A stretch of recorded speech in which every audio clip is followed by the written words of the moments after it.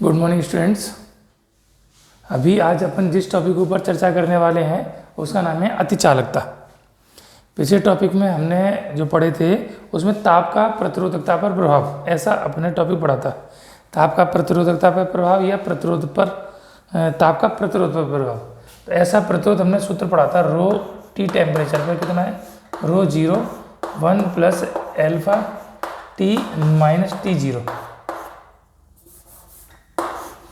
ये तो प्रतिरोधकता पर ताप की निर्भरता है, और प्रतिरोध पर ताप की निर्भरता तो R मान लिया था, तो R0 1 plus alpha T minus T0।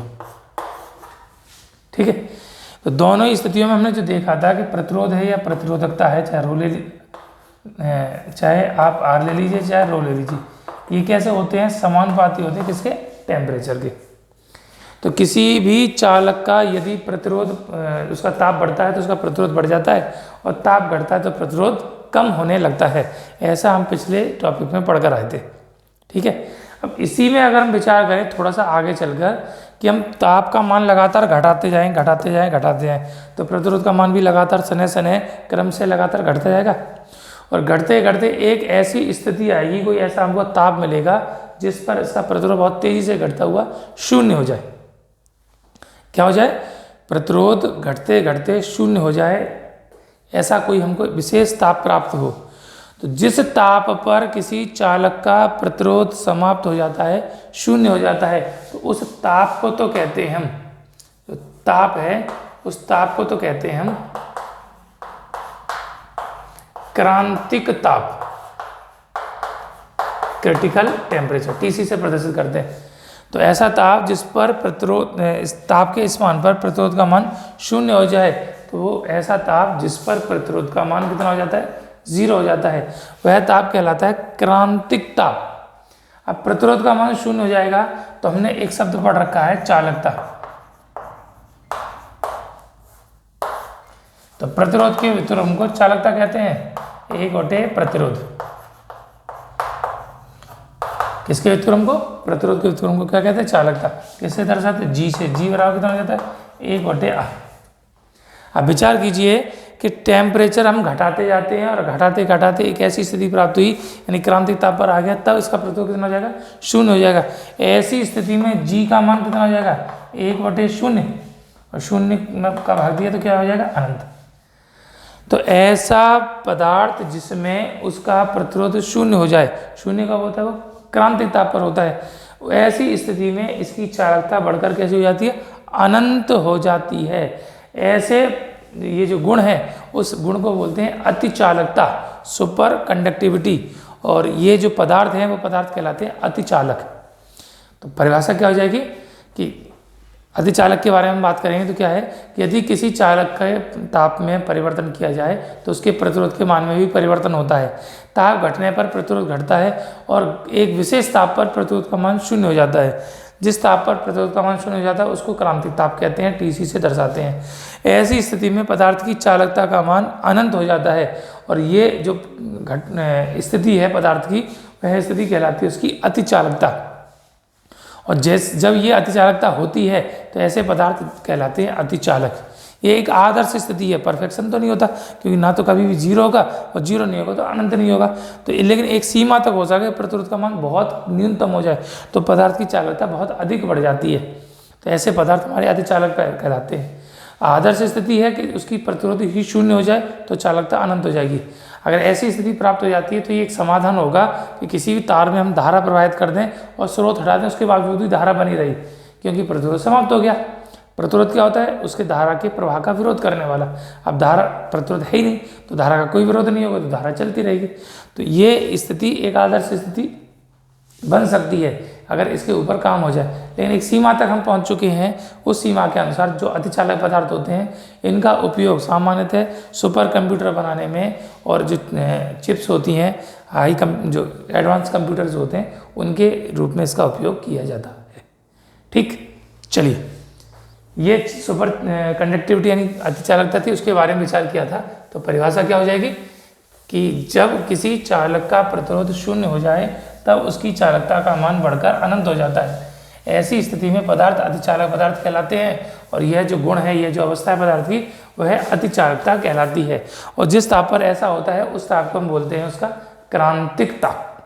ठीक, चलिए अब आगे आज जो अपन टॉपिक जिसके ऊपर डिस्कशन करना है वो समझ लीजिए,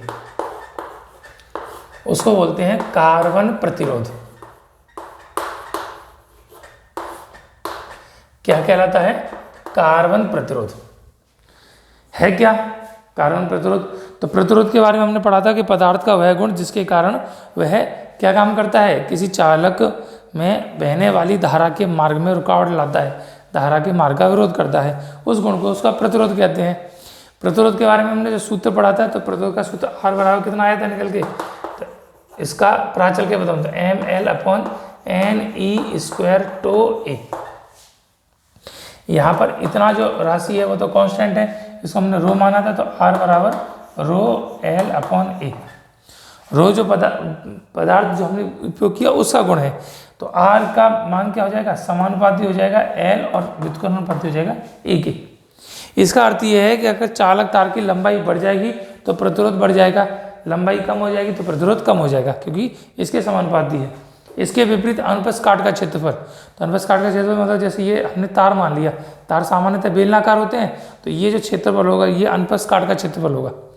तो इस अनुप्रस्थ काट के क्षेत्रफल के कैसा होता है, व्युत्क्रमानुपाती, यानी क्षेत्रफल का मान बढ़ेगा तो प्रतिरोध का मान घटेगा, और क्षेत्रफल का मान कम होगा तो प्रतिरोध का मान, इसका बढ़ाएंगे तो इसका घट जाएगा, इसका घटाएंगे तो इसका मान बढ़ जाएगा। तो R L के तो समानुपाती और A के व्युत्क्रमानुपाती है। अब विचार कीजिए, हम किसी भी परिपथ में हमको एक अत्यधिक उच्च मात्रा के प्रतिरोध की आवश्यकता है। उच्च मात्रा का प्रतिरोध, उदाहरण के तौर पे जैसे हमको 1 किलो ओम का प्रतिरोध चाहिए, 1 किलो ओम, किलो ओम का मतलब 1000 ओम। अगर ऐसा प्रतिरोध हमको चाहिए तो उसके लिए हमको क्या करना पड़ेगा, R का मान बढ़ाएंगे तो इन दोनों चीज़ों के ऊपर निर्भरता बढ़ेगी, L का मान हमको बढ़ाना पड़ेगा और A का मान कम करना पड़ेगा। तो सामान्यतः एक जो गणना है उसके अनुसार से कि 1 किलो ओम या जो 1000 ओम प्रतिरोध है कार्बन उसका किसी धातु का, जैसे उदाहरण के तौर पे हम जो इसके बारे में बात करें कॉपर, तो उसके लिए जो तार चाहिए वो लगभग चाहिए 1.75 किलोमीटर लंबा, और उसकी जो मोटाई है वो कितनी होनी चाहिए, 0.2 माइक्रोमीटर। तो इतना छोटा हमको तार, इतना लंबाई में तो अत्यधिक लंबा लगभग 1.25 किलोमीटर का तार चाहिए, और मोटाई उसकी बहुत छोटी, बहुत कम चाहिए। इतना पतला तार और इतना अधिक लंबा तार, तो इतना प्रतिरोध है वो 1 किलो ओम का होगा। अब विचार कीजिए, इतने लंबे तार को आप लाओगे, लपेटोगे, तो उसकी जो कॉइल बनाओगे, जो कुंडली बनाओगे, तो एक पूरा ढेर हो जाएगा। तो इतना बड़ा ढेर हमको यूज़ करना पड़ेगा, किसके लिए, 1 किलो ओम का प्रतिरोध बनाने के लिए। अब ये 1 किलो ओम का प्रतिरोध आप प्रयोग करने वाले हैं कहाँ पर, तो आप प्रयोग करने वाले हैं अपने मोबाइल फ़ोन में, आप प्रयोग करने वाले हैं कहाँ पर, तो आप अपने रिमोट कंट्रोल में, कहाँ पर प्रयोग करने वाले हैं, आप अपने लैपटॉप में, कंप्यूटर में, टेलीविज़न में। तो इतना बड़ा ढेर आप अपने कंप्यूटर में, टेलीविज़न में और मोबाइल फ़ोन में कैसे लगाएंगे, तो व्यवहारिक रूप से ऐसा करना संभव नहीं है। तो जो प्रतिरोध के बारे में हमने विचार किया था, किसी धातु के तार का बनता है, तो उससे अगर हम प्रतिरोध का उपयोग करेंगे तो ऐसा प्रतिरोध हमको प्राप्त करना एक बहुत कठिन काम हो जाएगा, और व्यवहारिक रूप से उसका इस्तेमाल करना भी थोड़ा सा संभव नहीं होगा। इस काम को आसान करने के लिए जब रिसर्च की वैज्ञानिकों ने, तो और चीज़ें निकल कर आई, तो उसमें निकल कर आया कि कुछ कार्बनिक यौगिक ऐसे होते हैं कि वो अत्यधिक उच्च प्रतिरोध उत्पन्न करते हैं, यानी धारा के मार्ग में अत्यधिक रुकावट उत्पन्न करते हैं। तो इसलिए हम धातु के स्थान पर कार्बनिक यौगिकों का प्रयोग करने वाले हैं। अब कार्बनिक यौगिकों का प्रयोग कैसे करने वाले हैं, वो बनते कैसे हैं, ये निर्माण या उसकी वर्किंग है या उसका जो पूरा संरचना है, प्रोसेस है, वो आपके 12th स्टैंडर्ड के सिलेबस में नहीं है। तो 12th स्टैंडर्ड के सिलेबस में हमको क्या है, तो केवल और केवल उसका इंट्रोडक्शन है, कार्बन प्रतिरोध है क्या, और उनका जो हमको पढ़ना है वो ये पढ़ना है, उनकी रेटिंग कैसे की जाती है। रेटिंग का मतलब है कि उस पर कितना प्रतिरोध है, कैसे उसका इस्तेमाल किया जाता है, उसको कैसे हम देखते हैं। तो अभी मैं आपको क्लास में दिखाऊंगा कार्बन प्रतिरोध, अभी हो सका तो मैं अभी भी दिखा सकता हूँ आपको वीडियो में होता क्या है। अभी अपन इसके ऊपर बात कर रहे हैं तो डिस्कशन एक बार कर लेते हैं। तो कार्बन प्रतिरोध होते क्या हैं, तो कार्बन प्रतिरोध कार्बनिक यौगिक होते हैं बेलनाकार आकृति के, सामान्यतः बेलनाकार आकृति है और दोनों तरफ तो उसे तार निकले होते हैं जिससे हम किसी परिपथ में इसको जोड़ते हैं और ये अत्यधिक उच्च मात्रा का प्रतिरोध उत्पन्न करते हैं। इसकी आइडेंटिटी यानी कि रेटिंग कैसी है, तो रेटिंग करने के लिए इनके ऊपर 4 भिन्न भिन्न रंगों की पट्टियां लगी होती हैं। जैसे एक पट्टी लगी है, एक ही दूसरी पट्टी लगी है, फिर एक ये तीसरी पट्टी लगी है। तो सामान्यतः ये पट्टी लगी होती है। एक चौथी पट्टी और होती है जो इनसे थोड़ा सा दूर होती है, गैप के साथ होती है। गैप इसलिए बनाते हैं क्योंकि हमको ये ध्यान रहे कि अगर हम क्रम से देखेंगे तो ये पहली पट्टी हो जाएगी, दूसरी तीसरी चौथी, तो हम कंफ्यूज होंगे पहली ये वाली पहली ये वाली है। इसलिए क्या काम करते, 3 तो बहुत पास पास करते, चौथी थोड़ी सी दूर होती है, गैप के साथ होती है। 4 भिन्न भिन्न रंगों की पट्टियाँ लगी होती हैं। इन पट्टियों पर जो रंग है उस रंग के आधार पर इसके प्रतिरोध की विवेचना की जाती है। तो रंग कैसे हैं उसके बारे में मैं अभी एक टेबल आपको बना कर देता हूं, उस टेबल से आपको ध्यान करना पड़ेगा।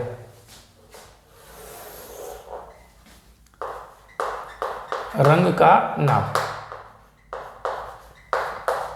कलर्स नेम क्या है, दूसरा है उस रंग का सार्थक अंक,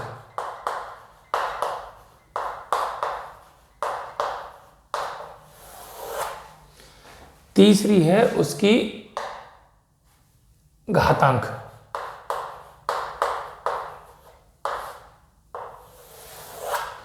और चौथा है उसका सहनशीलता टॉलरेंस। टॉलरेंस ये जो होती है वो हमेशा प्रतिशत में होती है। रंग का नाम इधर क्रमांक और डाल देते हैं, किस क्रम पर वो रंग उपस्थित है, ये हटा देता हूं मैं। तो पहला रंग क्या है वो थोड़ा सा, ये टेबल अपने को याद रखनी पड़ी, टेबल का ही काम है। ब्लैक यानी काला,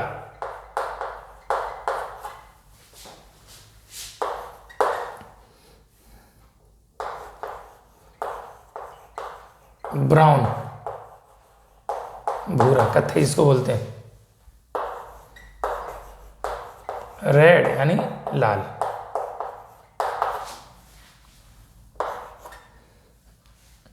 ऑरेंज यानी नारंगी,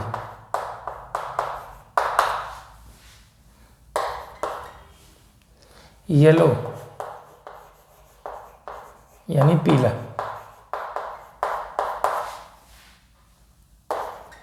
ग्रीन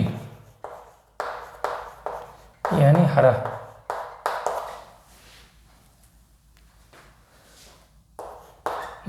ब्लू यानी नीला,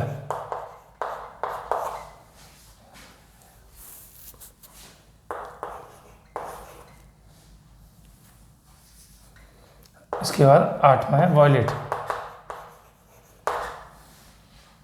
वॉयलेट का मतलब बैंगनी,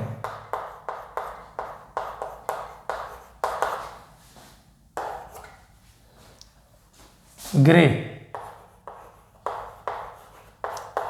ग्रे का मतलब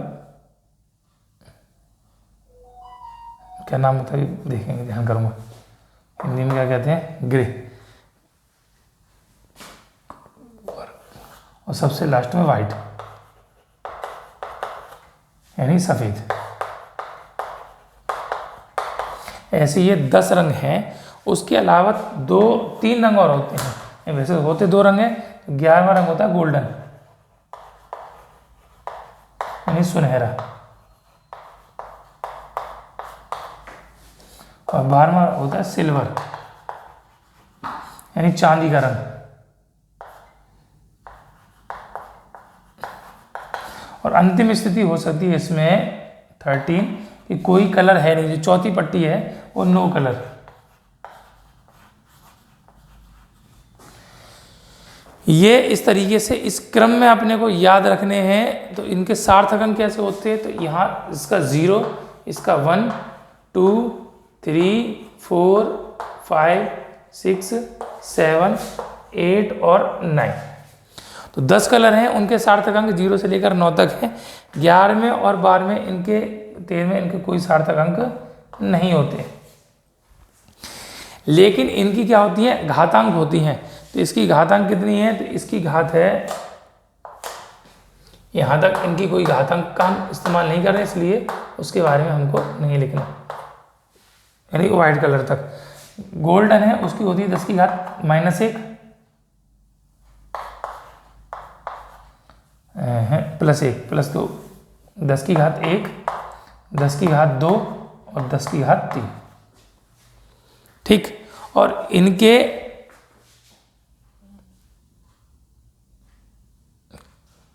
क्या कर दिया मैंने, हाँ ये सही लिखा था मैं, हाँ इनकी जो घातांक होती है वो यही है इसकी, 10 की घात 0, 10 की घात 1, 10 की घात 2, 10 की घात 3, 10 की घात 4, 10 की घात 5, 10 की घात 6, 10 की घात 7, 10 की घात 8 और 10 की घात 9।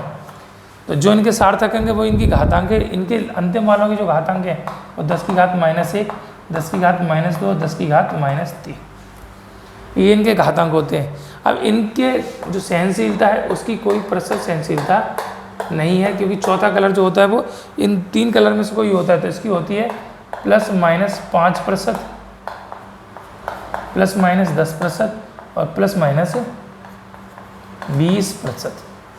तो इस तरीके से ये हमारी टेबल बनती है, जिसमें क्या है ध्यान से समझेंगे। तो ब्लैक, फिर दूसरा कौन सा है, ब्राउन, तीसरा है रेड, चौथा कौन सा है, चौथा है ऑरेंज, पांचवा कौन सा है, येलो, छठा कौन सा है, तो छठा है इसके बाद ग्रीन, सातवां है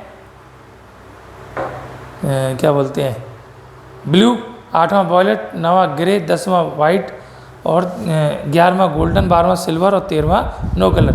इसको भूरा, ये तो यानी कत्थई होता है, ये स्लेटी रंग का होता है, हिंदी में ध्यान आ गया। तो स्लेट का कलर होता है, स्लेट, स्लेटी बोलते हैं जैसे, तो ये स्लेटी कलर का होता है। तो ये कलर हैं आपने, अरे इनके क्या क्या हैं, तो वर्ण क्रम जो दे रखे हैं, तो black, brown, red, orange, yellow, green, blue, violet, grey, white, golden, silver और नो कलर।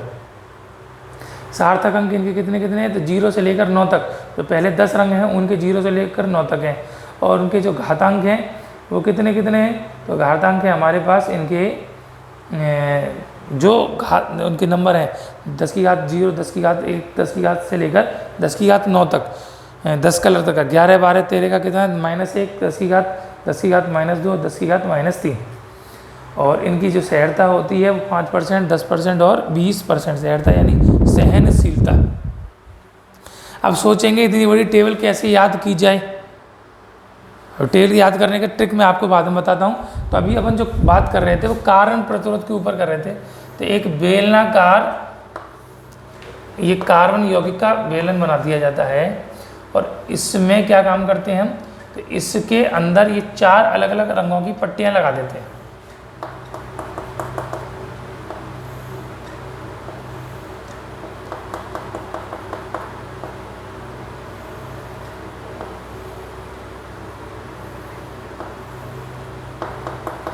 तो 3 ये पट्टी है, चौथी जो होती है थोड़ा सा गैप के साथ होती है। ये 4 कलर होते हैं, first, second, third and fourth. तो इन पे जो हम इसका प्रतिरोध लिखते हैं, तो R इसका मान कितना होता है वो इन रंगों के आधार पर करते हैं। पहली जो 3 पट्टियां हैं वो 1 से लेकर 10 तक, यानी black, brown, red, orange, yellow, grey, green, blue, violet, grey और वाइट, इनमें से कोई ना कोई होगी। तो इनमें से जो इसका सूत्र होता है, यानी लिखते कैसे हैं, तो पहले रंग का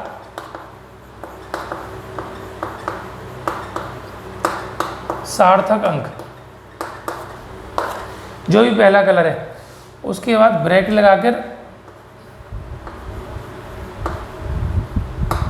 दूसरे रंग का सार्थक अंक, ठीक है, गुणा 2 के बाद तीसरे में क्या काम करते हैं, तीसरे रंग की घातांक, जो पावर लगेगी, और प्लस माइनस चौथे में क्या करते हैं, जो चौथा रंग है चतुर्थ रंग की सहनशीलता। तो इस तरीके से हम इसके प्रतिरोध को प्रदर्शित करते हैं। पहला जो कलर है, पहली पट्टी है, उसके रंग का सार्थक अंक लिखते हैं, दूसरे का सार्थक अंक लिखते हैं, तीसरे की घातांक लिखते हैं, चौथा रंग है उसकी सहनशीलता लिखते हैं। अब ये लिखते कैसे, उसको एक उदाहरण से समझेंगे, वही हमारा सवाल बनता है। 2 नंबर का सवाल बनता है, बहुत सरल सा है, इस टेबल की सहायता से हम उसकी गणना कर सकते हैं। तो जैसे उदाहरण के तौर पर हमने मान लिया इसी सवाल में, ये पहला रंग हमारे पास रेड है, दूसरा ब्लू ले लिया, और तीसरा कोई कलर ले लेते हैं, जैसे हमने ग्रीन ले लिया, और चौथा जो कलर है वो इन 3 में से कोई होगा, या तो गोल्डन होगा या सिल्वर होगा या नहीं होगा, कुछ भी हो सकता है। तो हमने इसको गोल्डन ले लिया। अब इसका प्रतिरोध कैसे लिखते हैं, तो एग्जाम्पल का हम प्रतिरोध समझेंगे। तो R बराबर पहले रंग का सार्थक अंक हमको लिखना है। तो पहला रंग कौन सा, रेड। तो पहला रंग है हमारे पास रेड, रेड का सार्थक अंक कितना है, तो 2। दूसरे ब्रैकेट में दूसरे रंग का सार्थक अंक, दूसरा रंग कौन सा, ब्लू। तो ब्लू, नीला, नीले का सार्थक अंक कितना है, 6। तो इसको 6 गुणा तीसरे रंग की घातांक, तीसरा रंग कौन सा, ग्रीन। तो ग्रीन ग्रीन ग्रीन ग्रीन का घातांक कितना, 10 की घात 5। तो 10 की घात 5, और प्लस माइनस चौथा रंग कौन सा है, गोल्डन। गोल्डन की प्रतिशत लिखनी है, कितनी है, 5%। तो अब लिखना कैसे है, तो समझिए। अब ये 2 और 6 ना तो जुड़ रहे हैं, ना गुणा हो रहा है, ना भाग हो रहा है, इनको एक क्रम में लिखना है। तो ये हो जाएगा 26। कितना हो जाएगा, 26। तो जो पहला अंक है और जो दूसरा अंक है उनको मिलाकर लिखना है, इसमें कोई गुणा भाग हमको नहीं करना था। 26 गुणा 10 की घात 5, ये तो प्रतिरोध हो गया ओम, और प्लस माइनस कितना हो गया, 5%। तो ये 5% कम ज़्यादा हो सकता है इस ओम में। हम चाहें तो 10 की घात 5 को हम क्या लिख सकते हैं, 10 की घात 2 गुणा 10 की घात 3। तो R बराबर चाहें तो उसको 26, 2 जीरो बढ़ा दी 2600, और 10 की घात 3 है तो उसको क्या लिख देंगे, किलो ओम, प्लस माइनस 5%। तो चाहे आप ये उत्तर लिख दीजिए, चाहे इससे ऊपर वाला लिख दीजिए, एक ही बात है।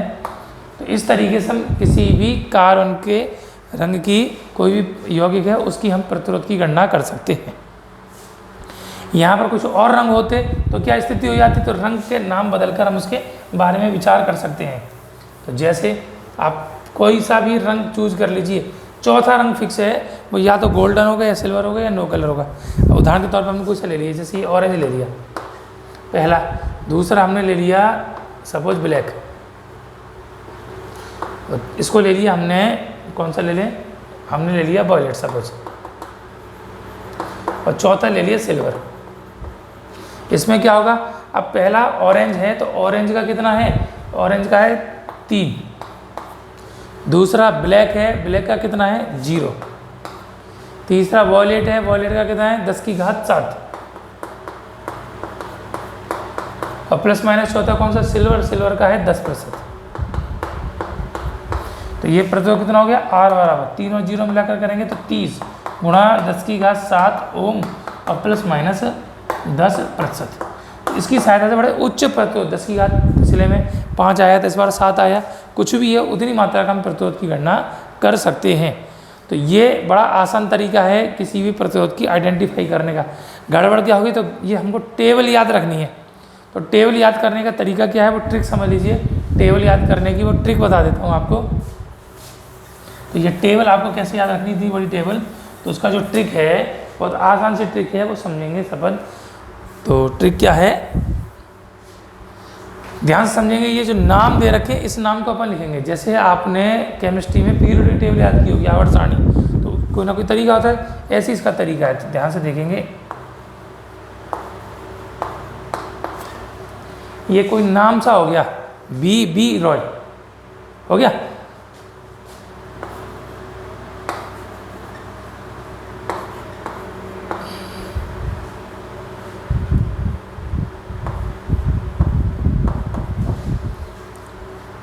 तो ये जो नाम हो गया। अब मैं इसको थोड़ा सा ट्रांसलेट करके लिख दूँ उसमें। याद कैसे करने का तरीका है, तो याद करने का तरीका है B Roy of Great Britain have very good wife wearing golden silver necklace. B B Roy of Great Britain have very good wife bearing golden silver necklace.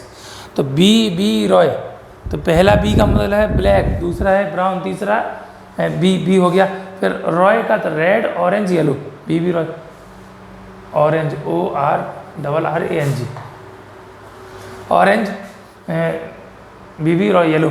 फिर उसके बाद क्या है ऑफ ग्रेट ब्रिटेन, तो ग्रेट का मतलब ग्रीन और Britain का मतलब ब्लू। है वेरी गुड वाइफ, तो वी का मतलब वॉयलेट, जी का मतलब ग्रे और वाइफ का मतलब W का मतलब white. Bearing golden silver necklace, golden का गोल्डन सिल्वर का सिल्वर और नेकलेस का मतलब नो कलर। तो इस तरीके से हम इसको याद रख सकते हैं। B B Roy of Great Britain have very good wife golden silver necklace. दूसरा तरीका और भी हो सकता है, तो इसमें वाइफ हटा दो उसकी, बगैर वाइफ का है तो क्या होगा, तो B B Roy of Great Britain very good worker,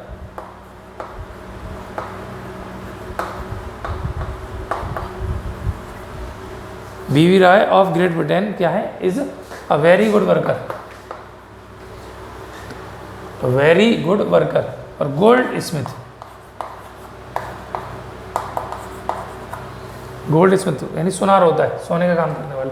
तो B B Roy of Great Britain very good worker, इसमें एन गायब हो जाता है, तो एन अपने को ध्यान रखना पड़ेगा, नो कलर। तो चाहे आप B B Roy of Great Britain have very good wife bearing golden silver necklace याद कर सकते हो, या B B Roy of Great Britain very good worker goldsmith, ऐसा करके याद कर सकते हो। तो ये कार्बन रेसिस्टर्स हो गए, कार्बन प्रतिरोध हो गए, और उनका प्रतिरोध कैसे याद करते हैं, तो उसका ये फॉर्मूला हो गया, और इस टेबल को याद करने की हमारे पास ट्रिक हो गई। ठीक, तो इस तरीके से हम इसकी गणना कर सकते हैं। ठीक है, चलिए, थैंक यू।